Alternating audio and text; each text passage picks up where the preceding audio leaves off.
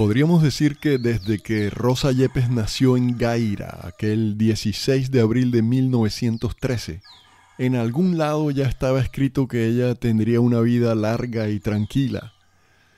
Porque es que una tía suya murió de 106 años, su hermana Vitalia de 102 y Priscila, la otra hermana, de 106, igual que la mamá de todas, que alcanzó a cumplir 107. Y así fue. Rosa murió el 11 de octubre del año 2018 a la edad de 105 años.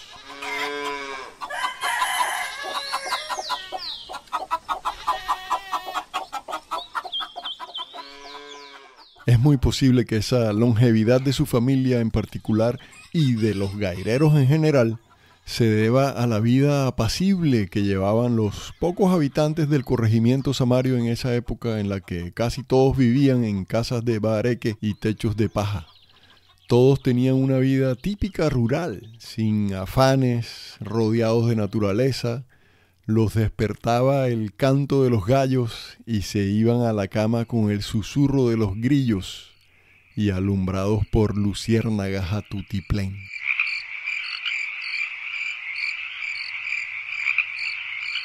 Además, a ese pequeño pueblito en donde solo había dos sectores, llamados el barrio abajo y el barrio arriba, que estaban separados por el cerro de San Jacinto, lo bañaba un río de aguas limpias y frescas, y por todos lados había ceibas, bongas, frondosos y siempre verdes orejeros, los artísticos campanos y muchísimos árboles frutales ahí. Mangos, guanábanos, jobos, caimitos, mamones. Y es que hasta el día de hoy se dice que familia gairera que no tenga un palo de mamón en su patio no es gairera. Ey. Para aquellas épocas, la principal fuente de trabajo era la compañía bananera, la famosa Yunay, que explotaba las tierras desde la región de Papare hacia el sur.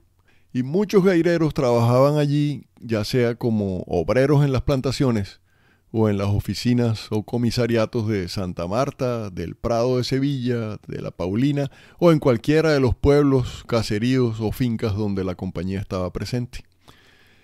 Otras familias tenían pedacitos de tierras en los alrededores de Gaira, las Rosas que llaman, y ahí cultivaban yuca, maíz y una que otra hortaliza y más frutales que vendían recorriendo con carretillas las polvorientas calles del pueblo o en la estación del tren, a donde llegaban puntualmente todos los días los trenes de la Yunay, el ordinario y el especial, que conectaban todas las estaciones entre Santa Marta y Fundación, que eran las de Gaira, Don Jaca, Papare, Ciénaga, Río Frío, Varela, Orihueca, La Tal, Sevilla, La Agustina, que era la de Guacamayal, Huamachito, Tucurinca, Aracataca y Fundación.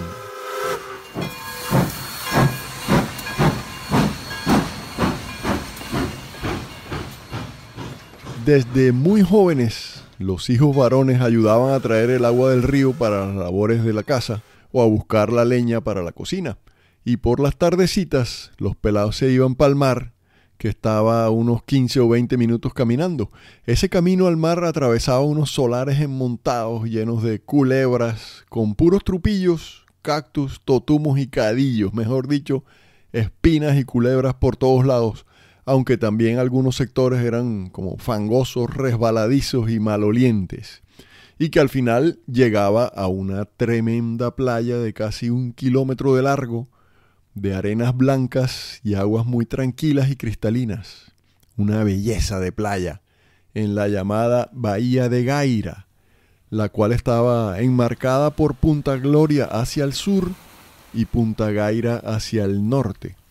Ahí no había nada más, solo los pescadores de chinchorro y, como dice la mitología Kogi, solo estaba el mar. El mar era la madre.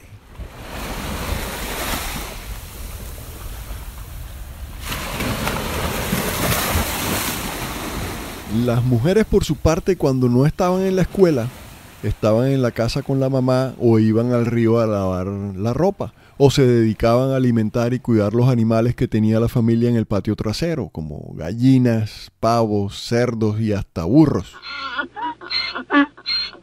Desde muy pequeñas aprendían a cocinar y a preparar dulces y conservas de frutas, y en las tardecitas, antes de comer, especialmente en las familias muy religiosas como la de Rosa, rezaban juntas el Ángelus, sentadas en los taburetes de madera y cuero de vaca debajo del palo de pibijay a un costado de la casa.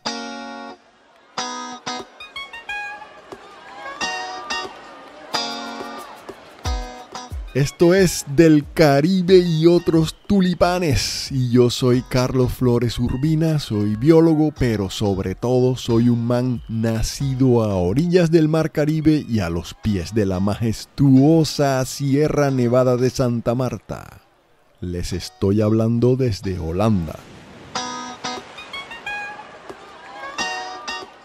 Antes de continuar con esta historia, quiero recordarles que pueden brindarme una ayuda económica mensual a través de mi plataforma www.patreon.com/Del Caribe y otros tulipanes.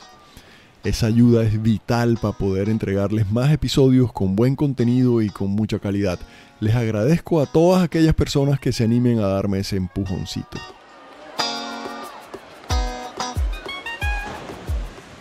Episodio 63. Cuando el mar era la madre. Serie El Rodadero, primera parte.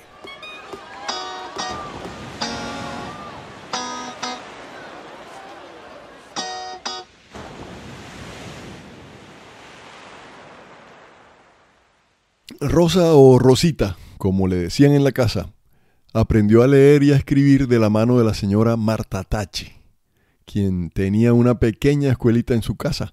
En esas escuelitas caseras, como les podríamos llamar, los pelados, además de aprender a leer y a escribir, aprendían también urbanidad y civismo. Los maestros dejaban claro lo que era la disciplina, el orden y sobre todo el respeto a los demás. Y a propósito, cuando yo era un peladito por ahí que tendría unos, 4 años, también estuve en una de esas escuelitas caseras aquí en Santa Marta. Quedaba en la calle del Pozo, arribita de la carrera quinta.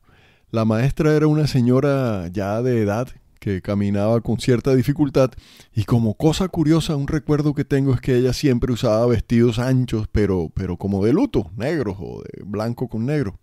Y a los que se portaban mal, les iba mal con ella. Y recibían sus buenos reglazos y tablazos.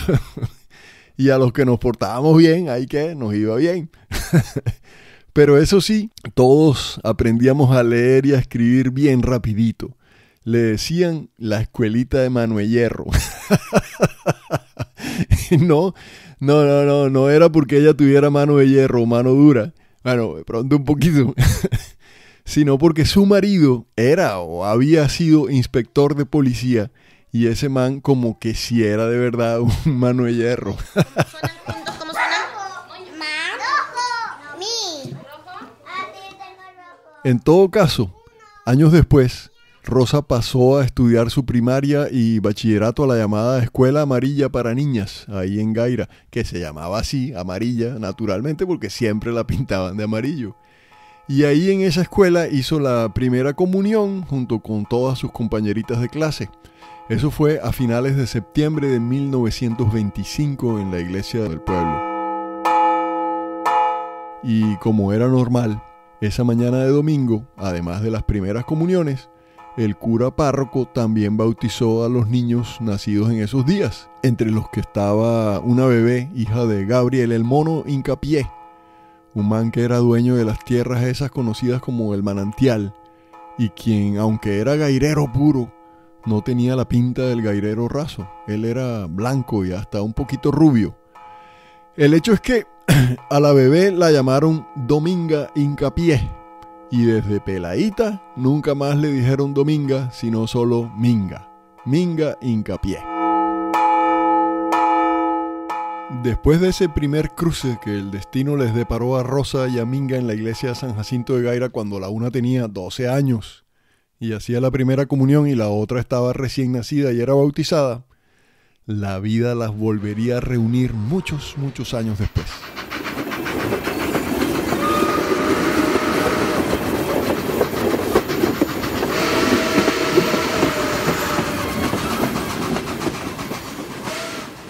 Un año más tarde, en plena época de vacaciones de fin de año, Rosita acompañó a su papá Primitivo Yepes Argote a un corto viaje que él hizo en tren a Ciénaga y Aracataca para arreglar unos asuntos familiares. Durante el recorrido, ella iba mirando a través de la ventana a los trabajadores de las plantaciones de guineo, cuyas camisas caqui manga larga, que era la ropa de trabajo de la compañía, estaban todas empapadas por el sudor y pegadas a sus espaldas. Y cuando el tren atravesaba lentamente los pueblos, Rosita saludaba emocionada a todos los que en ese mediodía trataban de hacer la siesta tirados sobre esteras en el piso de tierra y a la sombra de los almendros y de los olivos en los patios de las casas. Y así poco a poco el tren ordinario fue acercándose a la estación de Aracataca.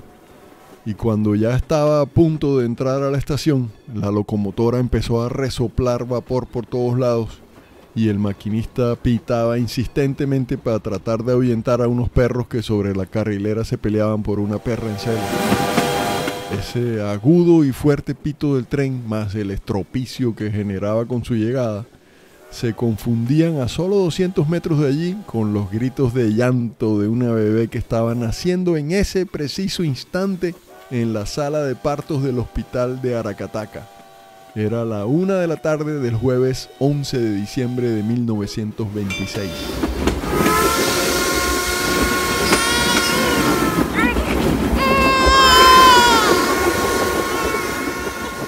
Cuando ni siquiera le habían cortado el cordón umbilical a la recién nacida, su abuelo, quien en contra de la orden de las enfermeras había mantenido entreabierta la puerta de la sala de partos, metiendo el pie entre la puerta y el marco, cuando se dio cuenta que la bebé era una niña, se volteó hacia el corredor que daba urgencias y gritó fuerte por encima de los gritos de la bebé y de los últimos pitos del tren, que aunque contrario a sus deseos le había tocado una hembrita como nieta, cuando ella cumpliera los 8 años se iría con él a recorrer el mundo y a hacer campaña por el Partido Liberal.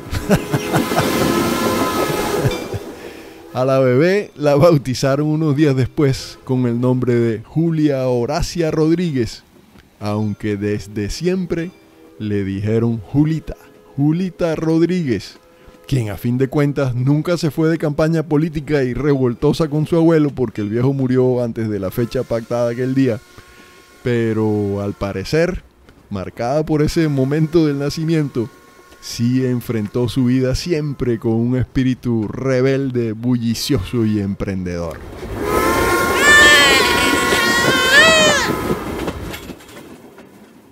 El mismo año en que murió el abuelo, y cuando Julita tenía 5 años por ahí, su papá, un cachaco que nunca se acostumbró ni al calor de Aracataca ni al jején de las tardes, salió un día temprano a trabajar y nunca más lo volvieron a ver.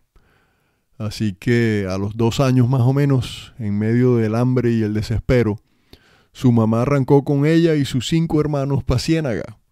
Y allí vivieron otro par de años, hasta que una tarde de 1938, la mamá, sin decir ni una palabra y con lágrimas que escurrían por las mejillas hasta caer en el piso de tierra del cuarto donde vivían, recogió las pocas cosas y chécheres que tenían, las metió en una vieja maleta de cuero amarrada con pitas de fique y salió caminando con sus hijos hasta el puerto de donde salían los barquitos que iban para Barranquilla.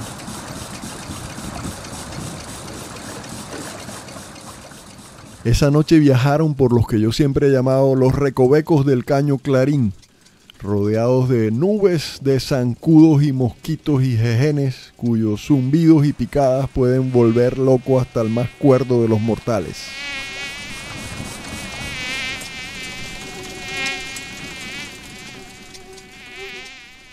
Una vez instalados en Barranquilla, en el barrio Boston, la vida empezó a mejorarles. Y Julita, ya con unos 13 años, se empezó a sentir como pez en el agua y siempre se le veía alegre y sonriente.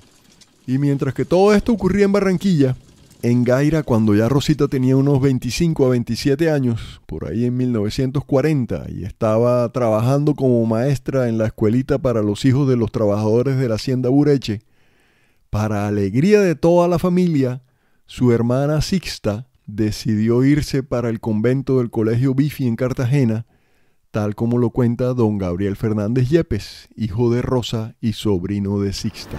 La tía Sixta Yepes. Esa tía, al llegar al convento, a hacer su vida religiosa, ellas inmediatamente le cambian el nombre.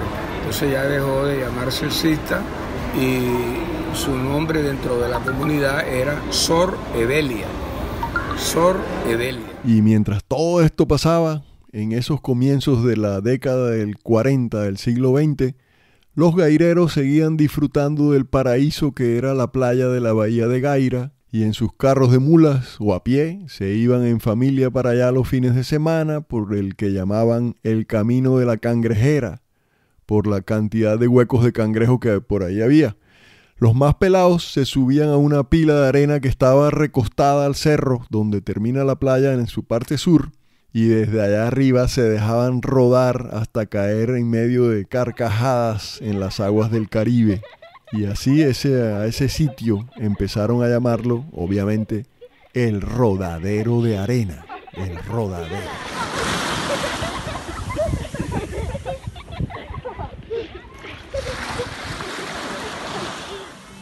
Para esos mismos años, 41, 42, el camino de herradura que había entre Gaira y Santa Marta, en lo que es el punto de quiebre que hay entre el Cerro San Fernando y el Cerro La Llorona, y que ahora conocemos como el Siruma, ese camino fue ampliado aunque sin asfalto, o sea que seguía siendo una trocha, pero que de todas maneras facilitaba un poquito el paso con carros entre Santa Marta y Gaira, aunque la mayoría seguía usando la vía vieja a Gaira.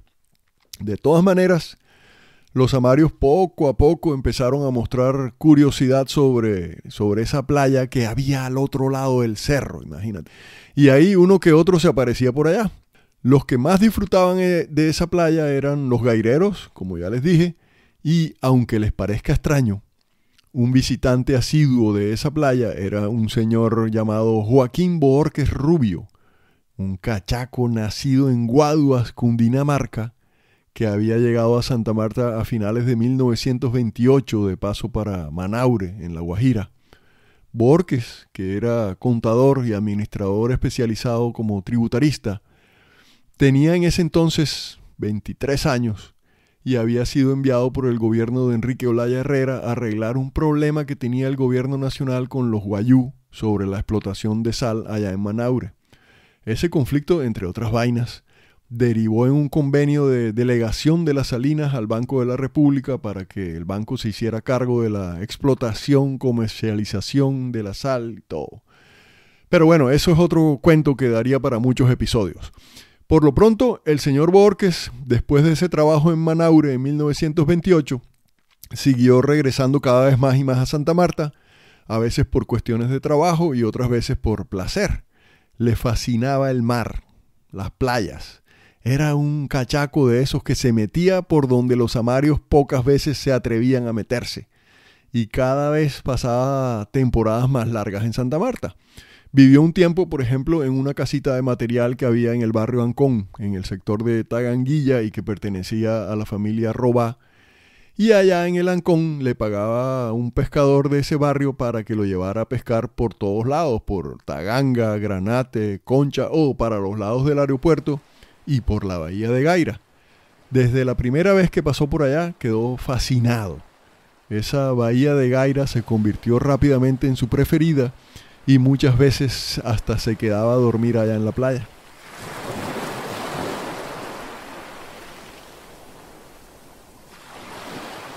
El cuento es que Joaquín Bohórquez, en uno de esos trabajos que hacía por aquí, conoció a una muchachita samaria llamada María Barona. Bueno, ella no era samaria como tal, ella había nacido en Riohacha, pero a los pocos días la familia se trasladó para Santa Marta, así que ella realmente se sentía y era toda una samaria. El papá de María era un español que estaba empeñado, el man, en que todas sus hijas, tanto las del primer matrimonio como María, que era la del segundo matrimonio, se tenían que casar era con un español. Nada de que con un guajiro, ni con un cachaco, y ni de vainas con un samario. Che, qué vaina con el español ese discriminándonos. Pues, a pesar de todas las advertencias, Joaquín Bohórquez empezó a echarle los perros a María y ella cayó redondita. Pero como el viejo no aceptaba pretendientes que no fueran españoles, Joaquín, que ya estaba cercano a los 30 años, hizo la del caballo de Troya. Se hizo full amigo del viejo, lo visitaba, le llevaba regalos, le conversaba de cuánta vaina, y el viejo convencido que era una amistad pura y sincera, sin saber que Joaquín y María ya tenían planeado todo para dar el golpe definitivo. Y así un día se volaron a escondidas y se fueron para Barranquilla y se casaron en el decanato de la iglesia de Nuestra Señora de Chiquinquirá. Eso fue el 20 de julio de 1936. De pronto, pienso yo, ellos fueron una de las primeras parejas que se casaron a escondido por estas tierras.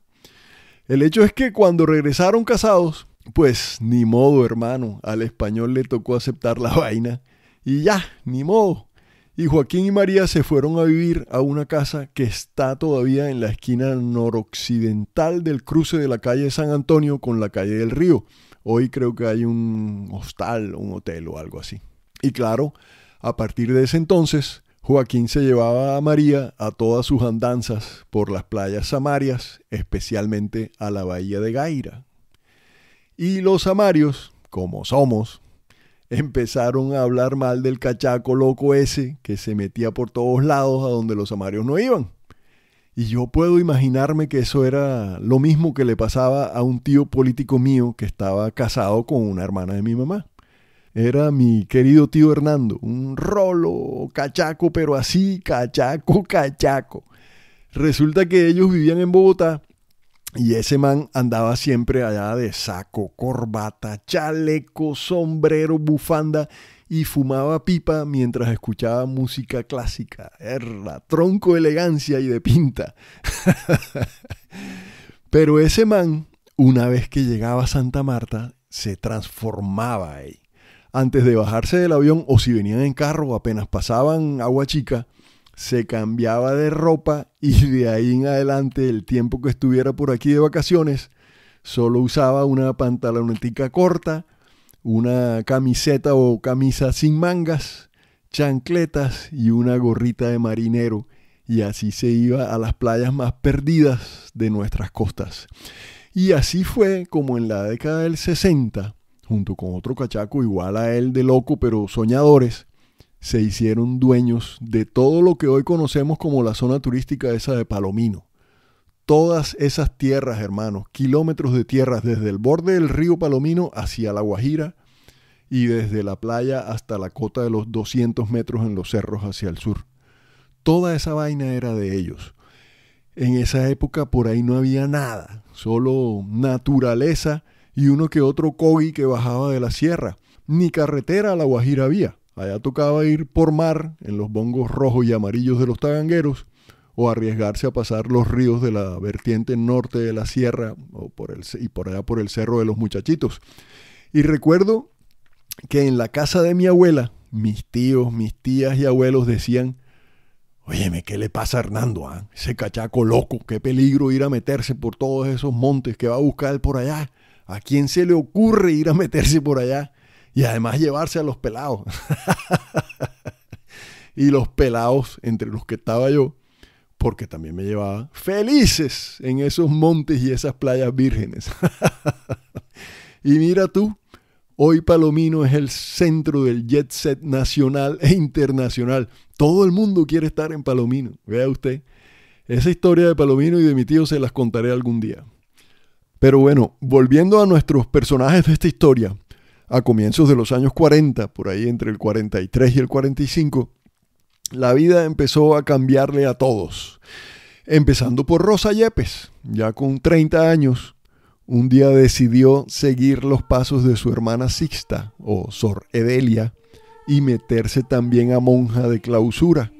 Se imaginarán la felicidad de sus papás. otra hija sirviéndole a Dios. Ya con eso me imagino que ellos pensaban que el reino de los cielos estaba asegurado para toda la familia. Y pues a finales de 1943, después de los trámites de rigor, Rosita cruzó la puerta del convento en Cartagena de Indias, de donde esperaba no volver a salir nunca más en su vida.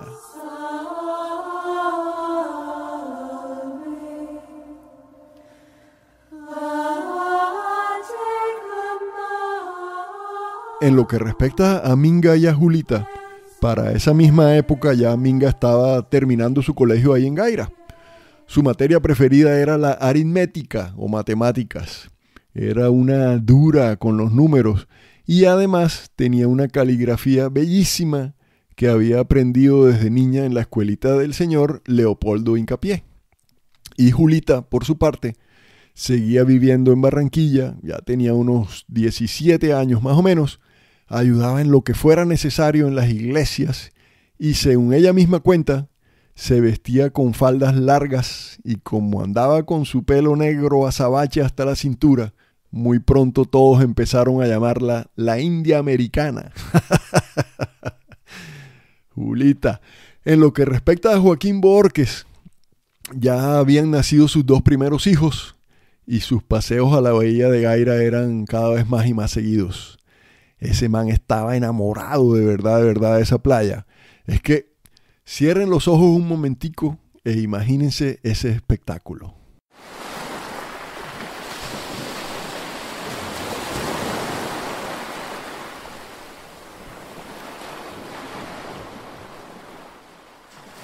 Una playa solitaria de casi 1 kilómetro de largo y 30, 40 o 50 metros de ancho. De arenas blancas y suaves. Un mar azul intenso, transparente y tierno, y una vegetación verde cubriendo las planicies adyacentes a la playa y los cerros protectores de la bahía que se meten como dedos de una mano gigante en las profundidades de ese mar Caribe.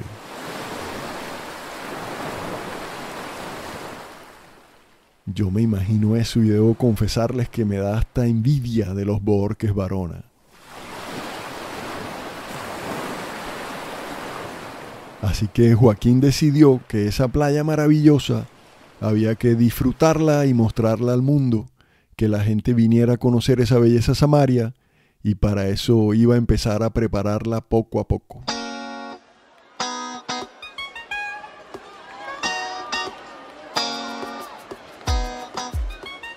Como en todas las historias buenas, esta historia del rodadero la tengo que dejar aquí con un continuará.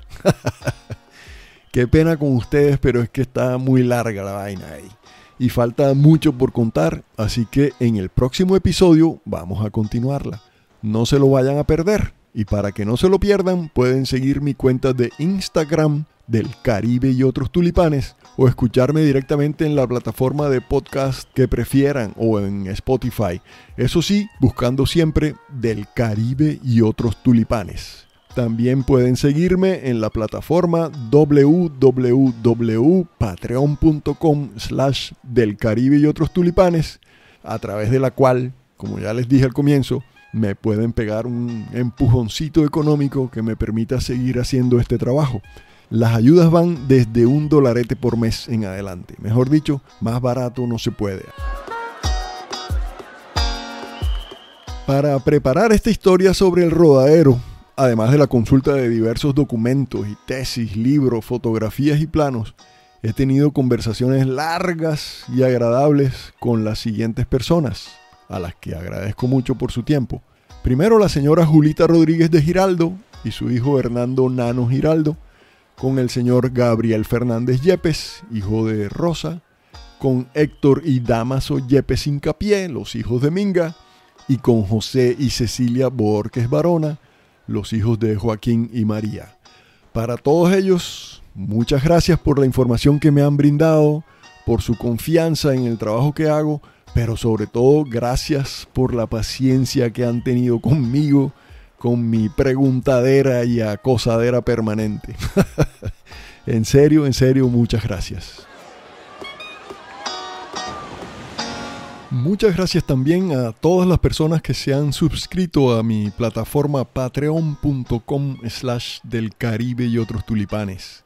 Gracias para todos, para los que se inscriben gratis y obviamente también gracias para los que se han inscrito en los diferentes niveles. El de chévere, el nivel de los bacanes y el nivel de los pelados y las pelas. Espero que pronto muchos más se animen, se suscriban y así me apoyen con este trabajo. Sería tronco de vaina bacana.